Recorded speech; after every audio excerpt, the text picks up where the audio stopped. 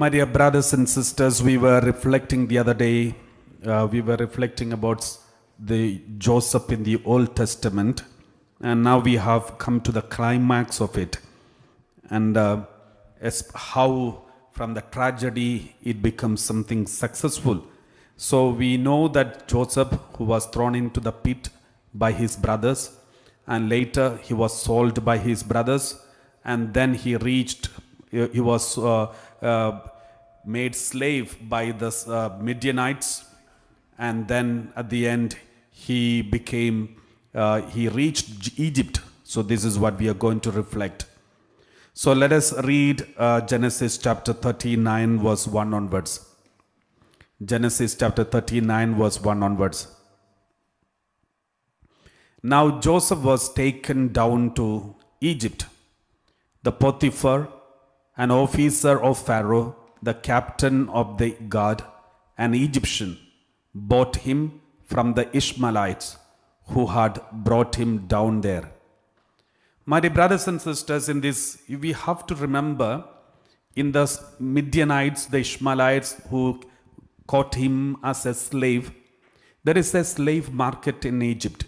It was very common in the olden times, especially during the time of Jesus, slave market. Like today, we have cattle market, where all the varieties of cattle are paraded and shown, and people come and watch and check their tooth, and then strength and capacity, how much milk comes, or maybe different, if they have for the meat purposes, different intentions, they come and check. The same way, those years in the first and before BC centuries, there was slave market where all those slaves were brought and they were paraded on a high platform. They have to stand naked, and then people from different communities, different people, different rich people, officers, government officials, and royal officers, and everyone come and check each one and buy people, and so like slaves. So that's how the slave market in those days. And they have full authority on the slave. They can beat, they can attack, they can do whatever they want to do with the slave. They have all the freedom. If a slave is committing a crime or a sin or something evil, the owner can punish them, even kill them, even kill or punish or imprison, anything that they have, because their slaves have no voice in the society on those years. So in this marketplace, slave market, so many slaves were paraded so that people can buy, and Joseph was one of them. And it's something very interesting to see. There were so many people came to buy Joseph. I mean, there are so many people who are buyers, but a royal official from the Pharaoh bought Joseph, because even this slavery, even this buying is controlled by God. There is a plan of God. God was secretly planning and making his plan executed. So it was the plan of God. So now Joseph was taken down. So you can see one side, plan of the evil one, another side, plan of God. What was the plan of evil one? Evil one knew Joseph is going to be somebody very influential. Therefore, from his childhood onwards, the evil one is trying to kill him. Evil one instigated his brothers to attack him and throw him into the pit. But God was influencing, even in this evil, God was turning everything good, turning everything into good. And then they thought, okay, they will get money if he is sold. Then they sold him for money. And then he sold in the marketplace in Egypt.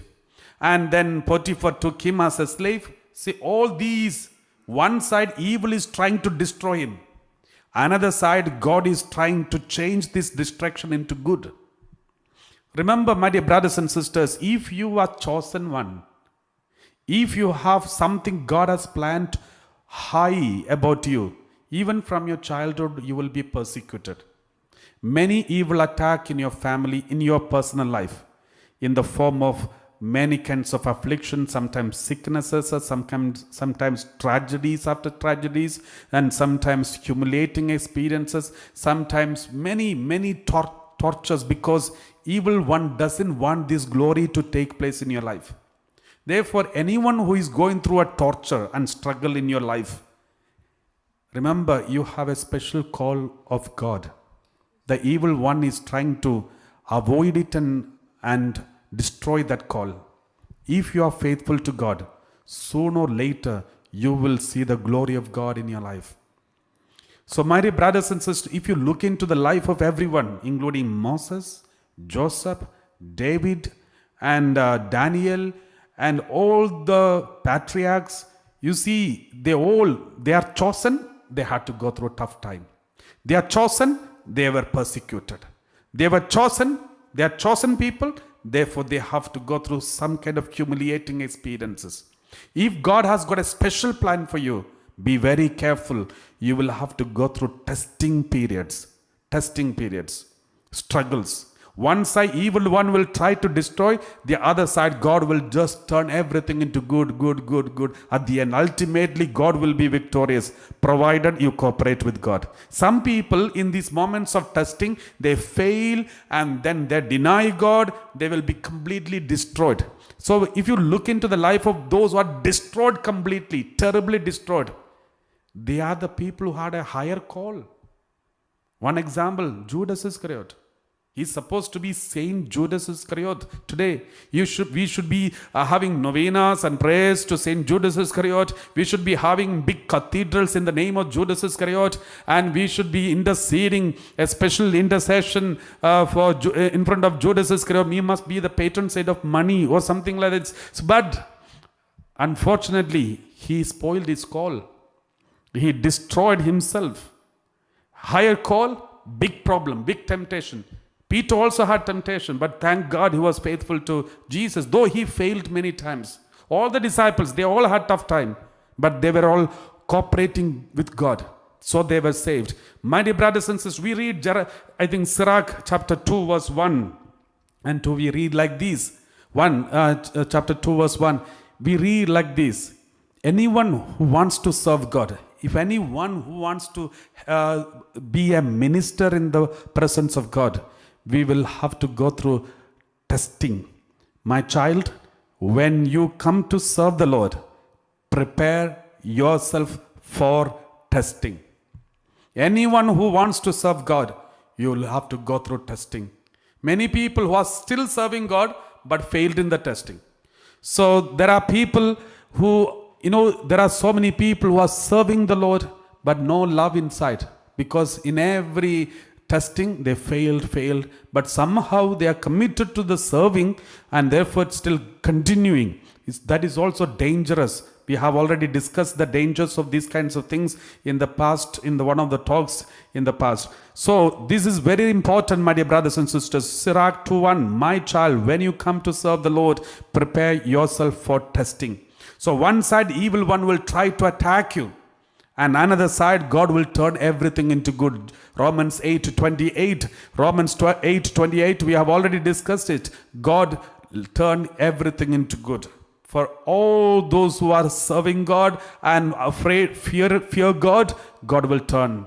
We know that all things work together for good, for those who love God, who are called according to his purpose. Let's continue. Genesis chapter 39 verse 1 onwards. Now Joseph was taken down to Egypt, and Potiphar, an officer of Pharaoh, the captain of the guard. So he's in charge of the whole palace, and he is in charge of the guard, captain of the guard. An Egyptian bought him from the Ishmaelites who had brought him down there. Verse 2.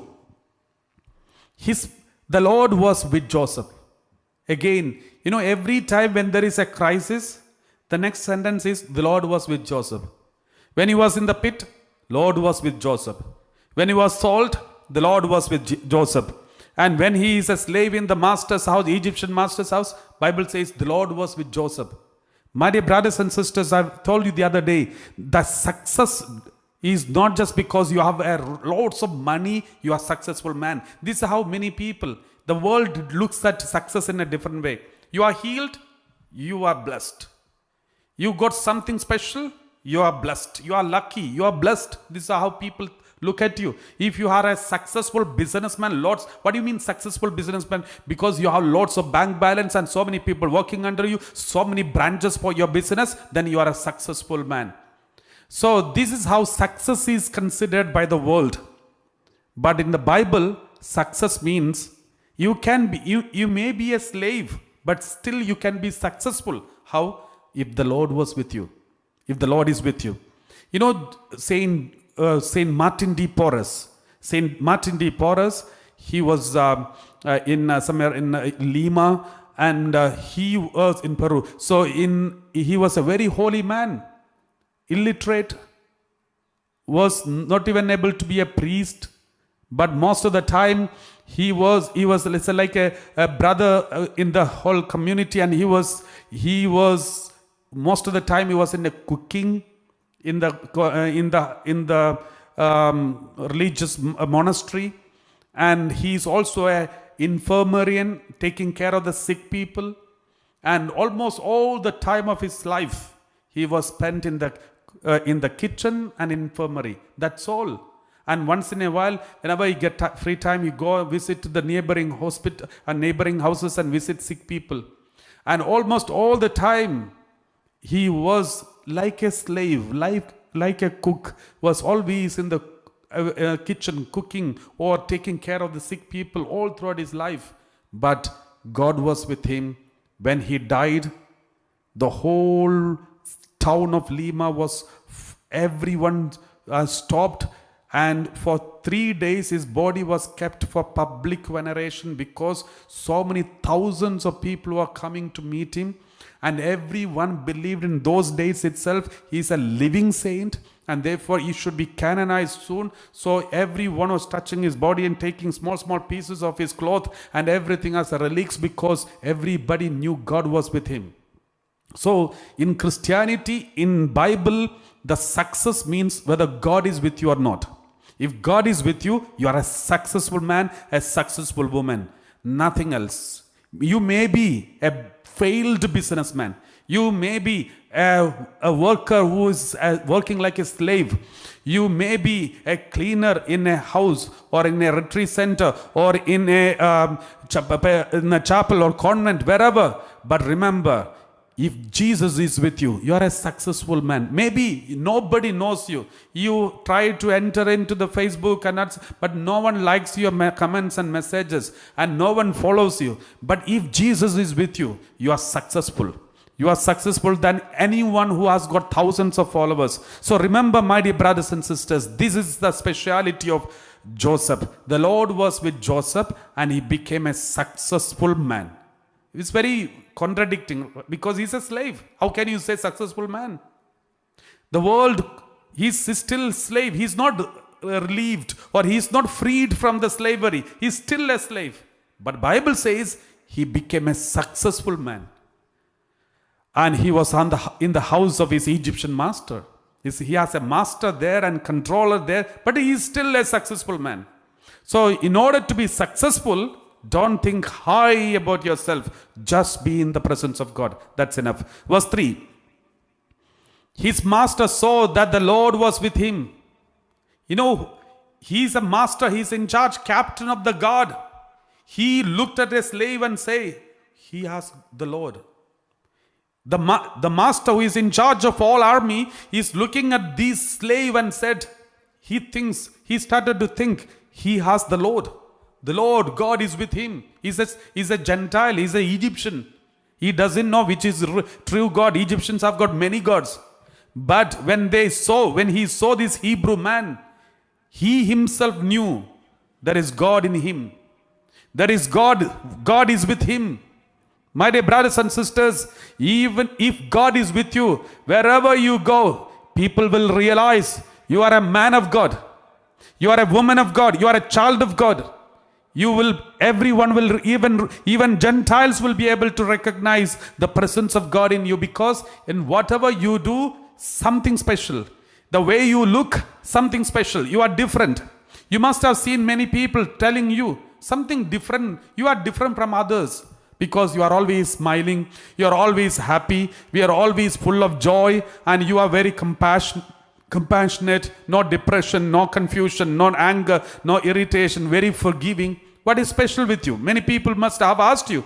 I've seen many people telling after the retreat when they go back home, and then when they go for work, people look at them and say, oh, you are different now. Where did you go last week? You are completely, totally changed. Your attitude is changed. My dear brothers and sisters, if God is with you, it will be shown in your behavior, your character, the way you deal with the people, the way you interact, the way your presence feel others. Just imagine the moment you go to a people, and if the people hates your presence, if the people are getting irritated with your presence, if the people are disturbed when you are coming, and when you are there in their presence, if they are confused or irritated and hate you, then something really wrong somewhere. We need to rethink about ourselves.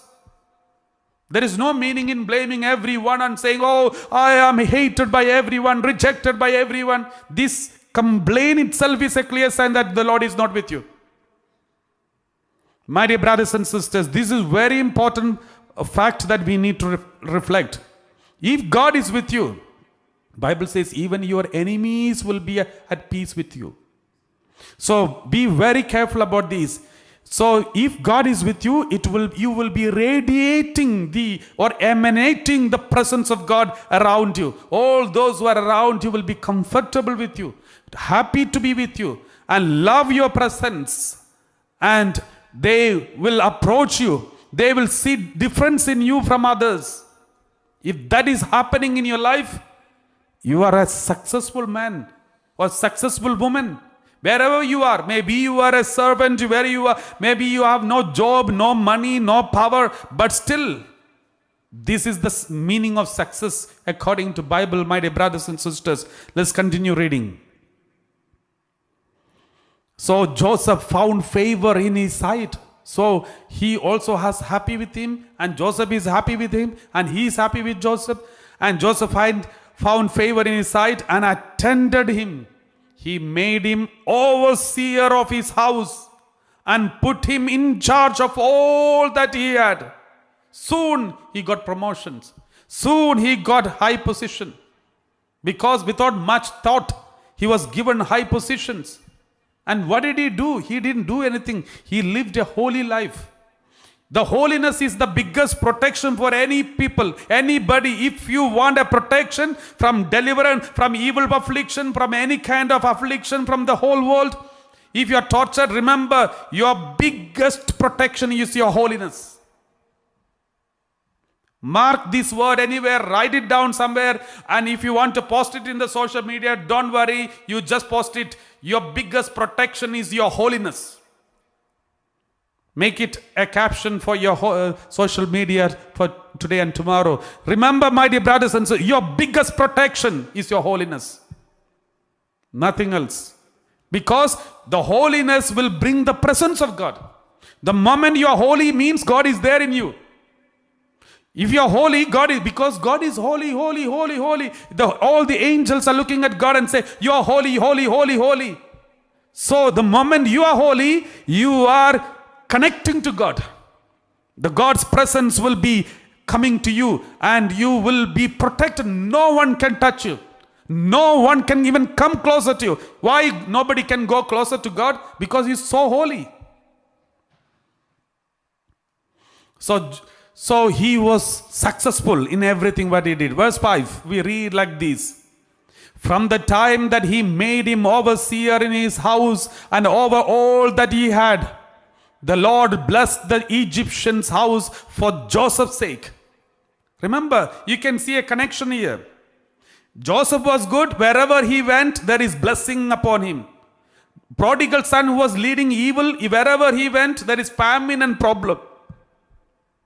When you are in sin, wherever you go, there will be tortures, confusion, tension, fear, all kinds of negative things.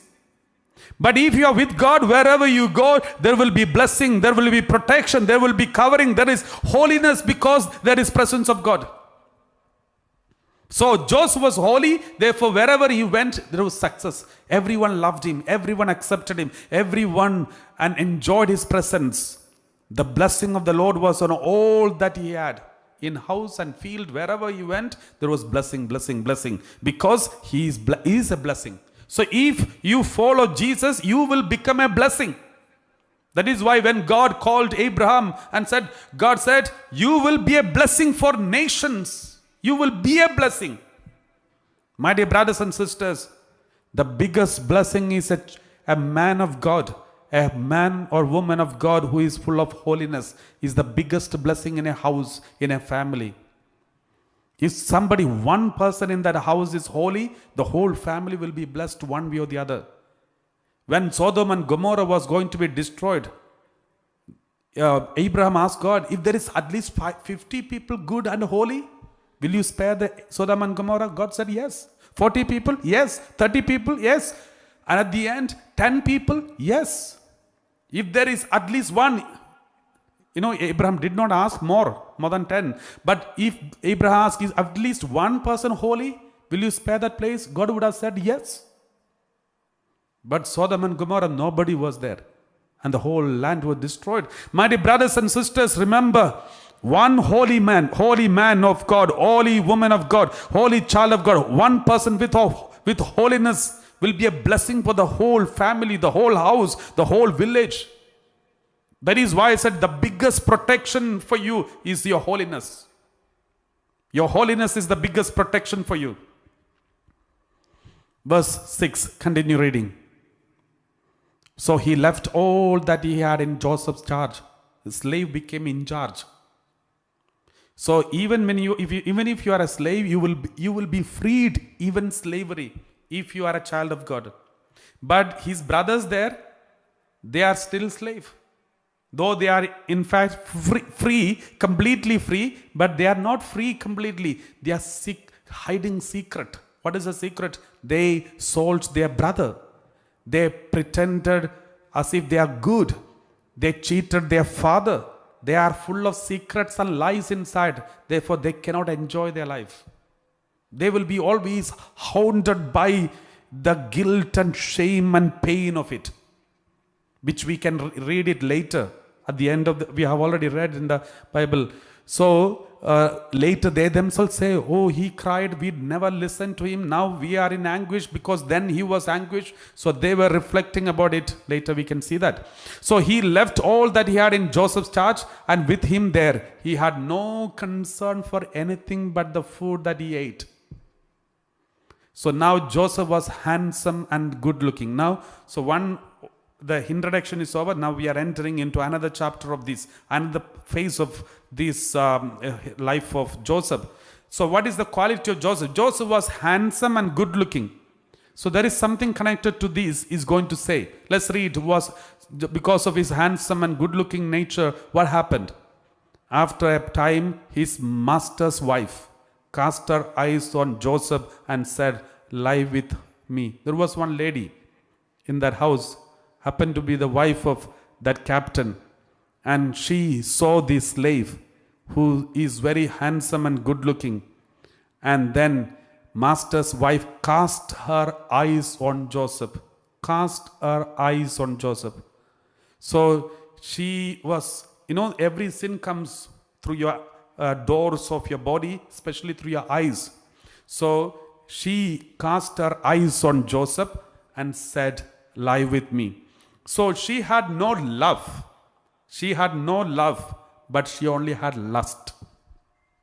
How do you know? Because she's not interested in having a good friendship, but she's interested in physical relationship. So that is why the first thing she asked, come lie with me. So this is what she asked for. If you want to, when you continue reading, you will understand what is the difference between love and lust. Lust is always interested in body. Love is interested in the person. Lust look at the other person part by part, but love look at the other person as a whole. Lust is secretive, but love is open. Lust is terrible and dangerous. Love is holy and good. Lust, if it is broken, it is revengeful. If lust is broken, the other person will become revengeful.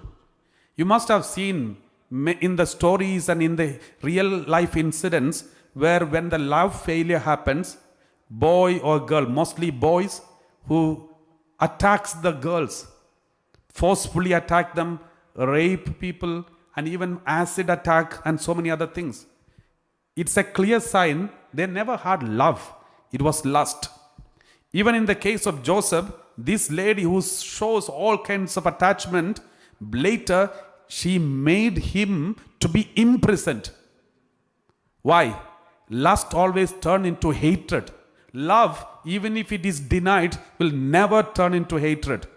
If it is true love, suppose your relationship is broken, still the love will continue. And that person will be praying for you and will be happy to see that you are leading a very good life. If it is love, somebody loved you but you never loved that person and you loved someone else and you got married, and then even if you live a low life, the person who loved you some time back will never hate you, but will be happy to see you leading a good life. That is called love. They are loving you as a person. So remember, if it is a lust, it becomes turned into hatred. You want to eliminate other person. I did not get, so no one should get. That kind of attitude is called lust. So my dear brothers and sisters, this is kind of possessive character. So after a time, his master's wife cast her eyes on Joseph and said, "Lie with me."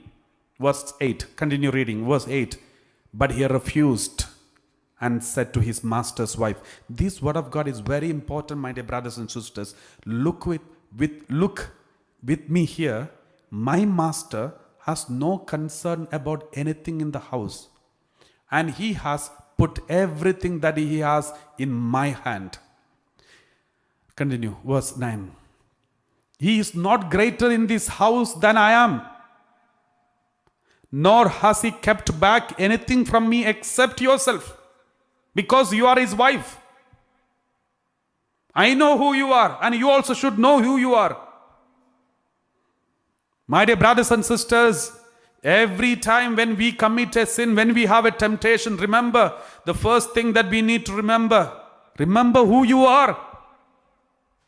And remember the other person, who she is or who he is. How then could I do this great wickedness and sin against God? So he is a man of morality. Remember, what did he get after being moral, to be committed to God? Be holy in front of God, be obedient to God, loving God. What did he get back? He was thrown into the pit. He was sold as a slave. Now he is a slave in a house. He is cleaning the plates and cleaning the floor and taking care of the cattle and sheep and other things. He's supposed to be enjoying freedom with his father's house, in Jacob's house. And he's a pet of his father Jacob. He was given special cloth and everything, taken care. He never worked hard in his father's house. It was his brothers who were working hard. He never had to work hard. He was enjoying his life in his father's house. But now he sold, he was beaten thoroughly, terribly, and he was abused and made naked, and he was paraded and he was sold, and now he's a servant in one palace, and he's no dignity, no respect, nothing. He's only a slave. Only the master honors him. Otherwise, he's just like any other slave. But even in this situation, he did not deny God. He did not question God. He did not think, okay, I trusted God. I never committed a sin. I am so holy, but still God did not protect me. God did not bless me. I am a slave now. I am a servant. I am cleaning the floor now. I was not supposed to be like this. I was supposed to be enjoying my life in my father's house. Why did God do this? He is not faithful to me. Therefore, I am not going to be faithful to God. And let me enjoy my life. He could have selected this decision. Even if he lied with this lady, nobody will come to know. This master who is in charge of the guard, he is somewhere else. And this lady will never tell. She will continue this secret life. And anyway, Joseph is in charge of the whole house. He can get rid of all the other servants out, and they can lead a good life, the so-called good life of this world. But he is not ready to compromise because he is a child of God. He is a Christian. My dear brothers and sisters, this is something that we need to remember. Just because, his father is not there to watch him. His brothers are there, not there to watch him. He has no clue whether he will go back to his family again. No connection. None of his relatives are watching him. Nobody is watching over him. And he has full freedom in front of him. And all kinds of, all temptations are in front of him. If he commits sin, nobody is going to accuse him. No one is going to judge him. But he never selected the wrong method because he knows God is inside of him. And he said, God is watching over me. Even when he was going through tragedies after tragedies, he never committed sin against God. Joseph is such a holy man, a perfect goodness in the Old Testament. My dear brothers and sisters, we should open our eyes and see the moment small tension comes, we deny God. Small failures comes, we deny God and start committing sin. Enjoying the pleasure of this world. Enjoying getting drunk and getting drug addicts and enjoying all kinds of wrong relationships and denying God, posting everything against God in the social media.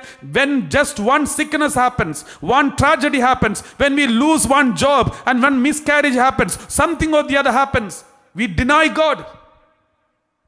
I don't think anyone has gone through a kind of crisis just like Joseph went through. He became a slave. He is coming from a very good, powerful family, son of Abraham, Isaac, Jacob. Big family, lots of money. But now he is a slave here in Egypt, another country. But still, when he got an opportunity in front of him, he did not deny it. He did not accept it. He denied it completely. I did not fall into that sin. My dear brothers and sisters, when you are alone, when you are in secret, when you are alone in your room, when nobody watches over you, no one is looking after you, that is when your real nature come out. Joseph's real nature came out when he was alone. If you want to know what is your real nature, real character, when there is terrible things happens, tragedies happens, problems happen, tension happens, stress happens, when you are alone in your room and nobody is watching over you, no family members around you, no one cares you, you are in your own, that is when your real character, nature will come out of you. Many people in such situation, they go and get drunk. And some people go and watch movies after movies, watch dirty videos and go after wrong relationships. Because that is the hidden nature of them. That is the hidden nature inside. Joseph's case, his hidden nature is holiness. His real character is holiness. No wonder God was with him always. Wherever there is holiness, God is with them. Holiness is the biggest protection for your life, my dear brothers and sisters. Holiness is your biggest protection. Continue reading. He is not great. Wickedness and sin against God. He said, how can I sin against God? He is worried about sin. When only tragedies happen in his life, he is still being faithful to God. Are we able to be faithful to God when tragedies one after the another hit us? When one after the another tragedies hit us, shake us, are we able to be faithful to God? Verse 10. And although she spoke to Joseph day after day, he would not consent to lie beside her or to be with her. Remember, this sentence is very powerful. This is not one-time temptation. This man lived in the Potiphar's house 11 years. All these 11 years, one day after another day, every day she was tempting him. If we were there in the place of Joseph, after one temptation, we faced it. Second temptation, really faced it. Third temptation, somehow managed to face it. And fourth temptation, nobody knows what happened after that. So this is how our life is. We will defend. We will protect ourselves. But how long? Within no time, oh, I'm tired of this lady. Okay, what do you want? So, my dear brothers and sisters, although she spoke to Joseph day after day, he would not consent to lie beside her or even to be with her. That means, this is very important, he kept a distance from her. If you know somebody is going to be a problem for you, keep a distance. Make sure you are never alone with that person around.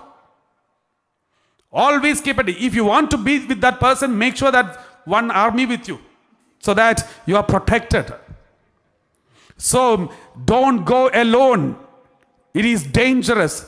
Even in your working places, any other places, community, wherever, if you think one girl is a temptation for you, or you are a temptation for that person, just in Joseph's case, he has no temptation, she had temptation. But he made sure not to go closer to her alone.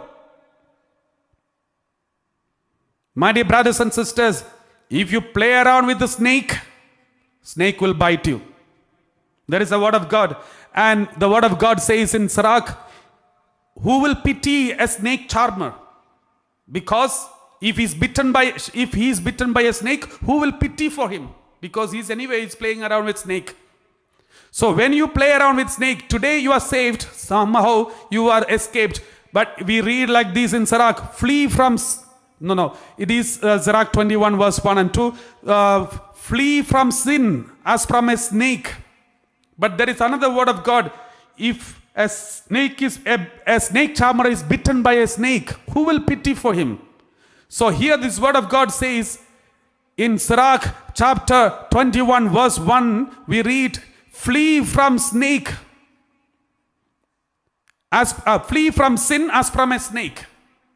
So this case, this boy, Joseph, he knew this lady is a snake. So he tried to escape. He ran from this woman. Flee from sin as from a snake. For if you approach sin, it will bite you. Its teeth are lion's teeth and can destroy human lives.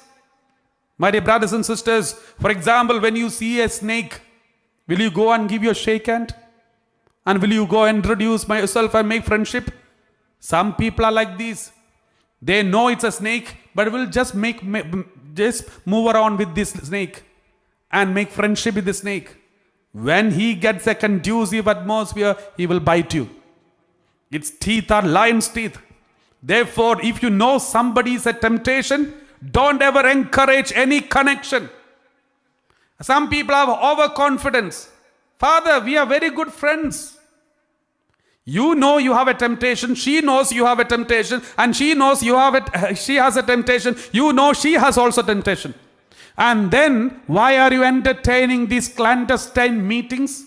Here and there, meeting together and giving an impression that everything is okay with you. You're only having a spiritual conversation. My dear brothers and sisters, this is dangerous. If you know it is evil snake, it is dangerous. This clandestine meeting itself is a clear sign. You know it is evil. Praise the Lord. So, my dear brothers and sisters, let us continue. This man, Joseph, made sure not to be with this woman at all. And he kept a distance completely with that lady. Praise the Lord. So let us continue reading Genesis chapter 39. Continue reading Genesis chapter 39 verse 10. And although she spoke to Joseph day after day, he would not consent to lie beside her to be with her. Verse 11. One day, however, that means he tried his best not to be alone with her. But one day, when he went into the house to do his work, while no one else was in the house, Remember, as normally he went to the house to do his work, she made everything in such a way that she had already cleared all the workers from the home and made sure that she is alone in this home. But Joseph did not know about it. As usual, he went into the house to do his work while no one else was in the house. Then what happened? Verse 12. She caught hold of his garment, saying, lie with me. But he left his garment in her hand. That means she was so furious and forceful and holding his clothes forcefully.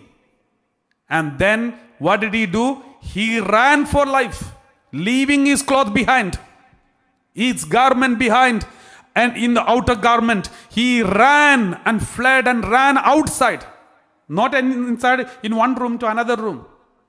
But he ran from the building to the outside. No connection in this house. My dear brothers and sisters, when you want to escape from sin, don't escape from this step to another step, but somehow manage to be around. That is some kind of crooked way of escapism. That means inside you also want something. So my dear brothers and sisters, he had no connection with the sin. Therefore he decided to run outside the whole building. He ran outside, but unfortunately the garment is in her hand. And we read verse 13. When she saw that he had left his garment in her hand and had fled outside, then she felt so humiliated. She is in a very high position. She has got power. Now remember, Joseph, he was, by denying this sin, he was risking his life. This is very important. But in order to keep holiness, he risked his life. Here we are risking others' life to avoid holiness. Remember here, this man risked his life to keep holiness. Risked his life to keep his holiness. You must have heard about Maria Goretti. Saint Maria Goretti. She had a friend, Alexander. So this friend of her, they were very good friends. But he had some wrong intentions. He had lust for her.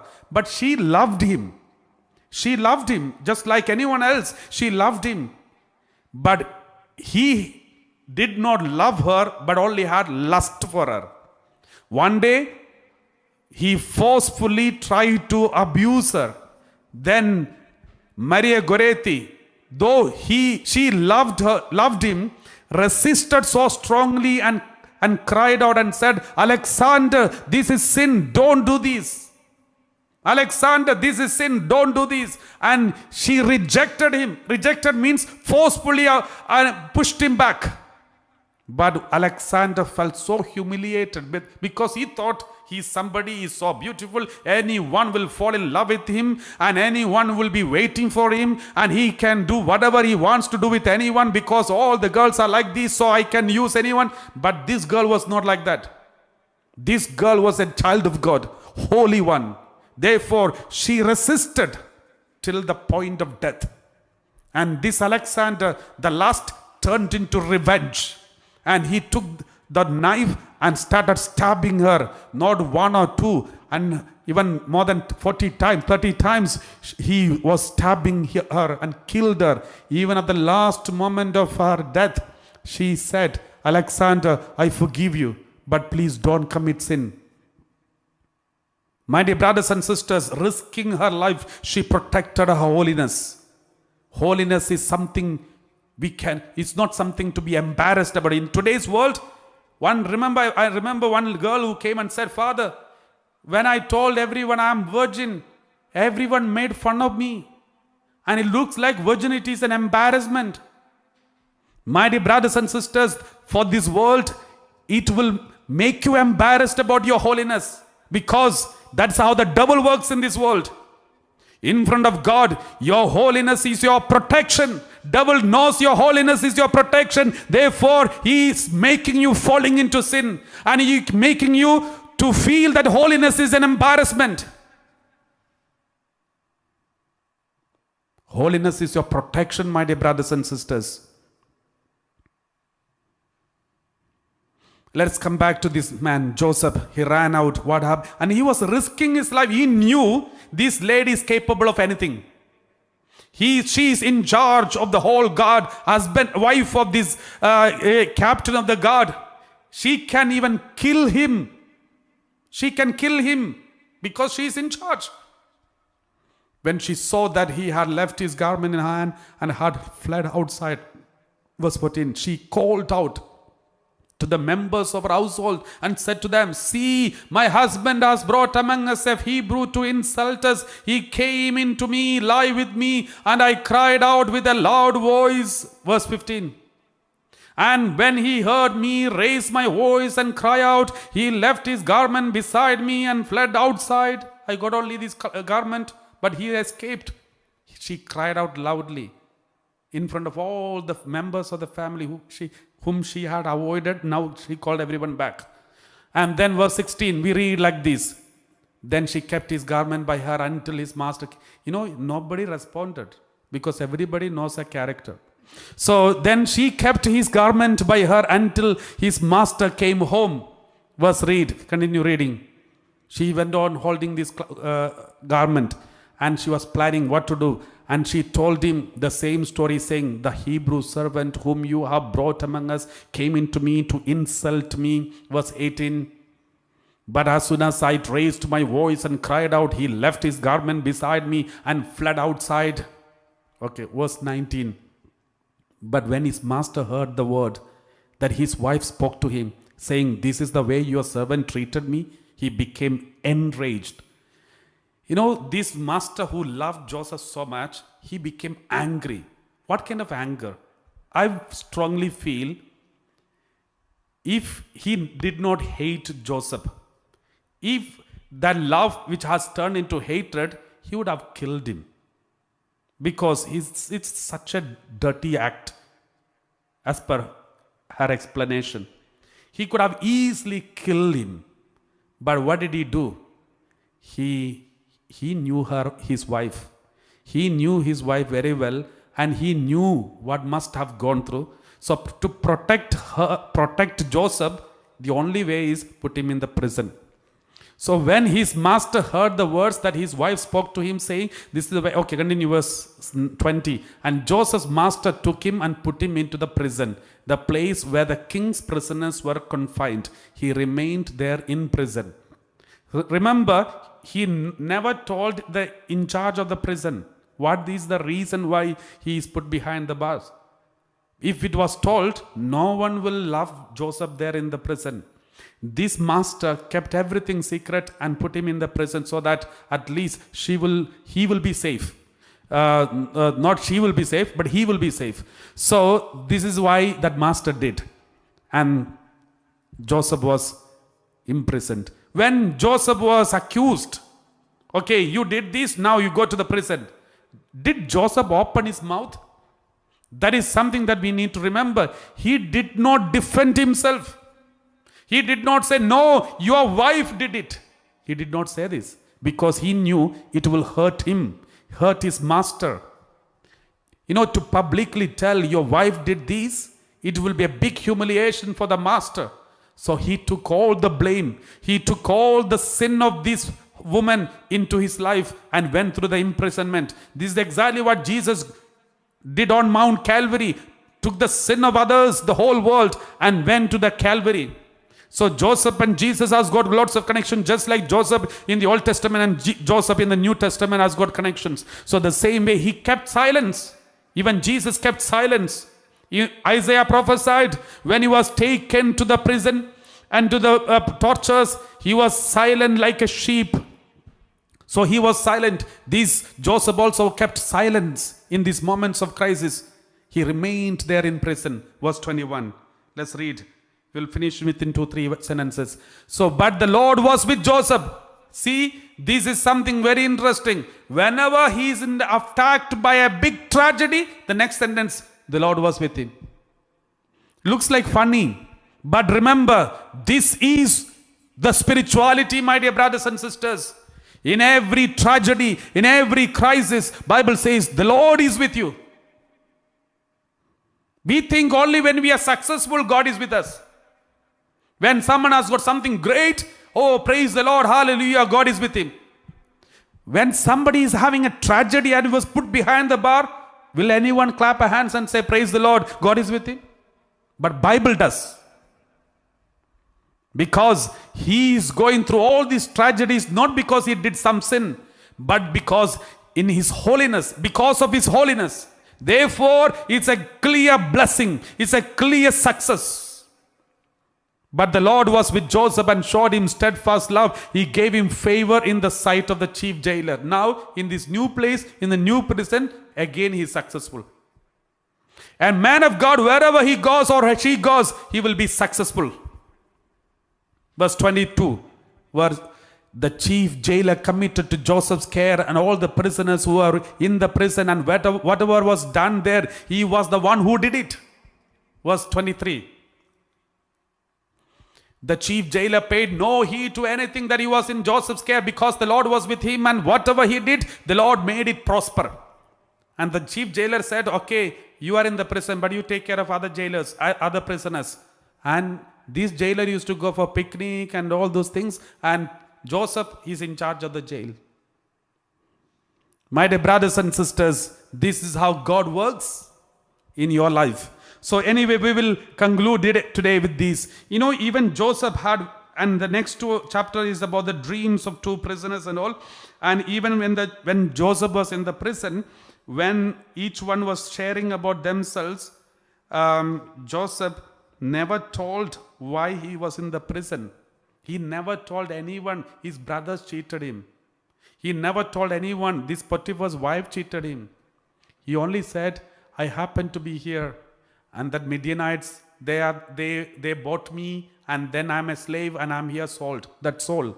He never told anyone about the tragedies that happened to him. Rejection, abandonment, and the humiliation which others did to him. He never told anyone. Only his mistakes he said. Otherwise, nothing else. My dear brothers and sisters, if you are a victim of something, if you are a victim of injustice, there is no meaning in going around and posting it in the Facebook and social media and get that sympathy of the people. If you do that, you may not get the sympathy and the blessings of the Lord. Let us surrender everything in the hands of God. And the Lord will take care. The Lord will stand for the victim of injustice. The Lord will protect them. The Lord will lift them up. The world may not understand, because everyone is fighting for their right.